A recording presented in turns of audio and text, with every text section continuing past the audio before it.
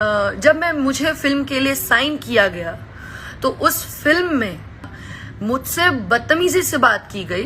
रात के 9 साढ़े 9 बजे अगर आप ही लोग बताइए कि आपके घर की लड़की से कोई बोले कि ऑटो पकड़ चल आ जा, और it was not him. Firstly एक ही चीज बोलूंगी कि वो फिल्म के कुछ हिस्सा थे, कुछ लोग हिस्सा थे।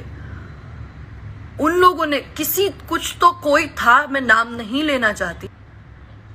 और दूसरी बात मैं ये बोलूंगी कि जो लोग बोलते हैं राजपूत राजपूत, मैंने मेरे लाइफ में एक बहुत क्लियरली बात कही थी कि मैंने जिस इंसान के लिए कहा था, अगर आप ऐसी बातें करेंगे और स्पेशली मुझे बुरा ये लग रहा है कि जिसके लिए बोला जा रहा है today is his birthday, and happy birthday sir, may God bless you, may you achieve more.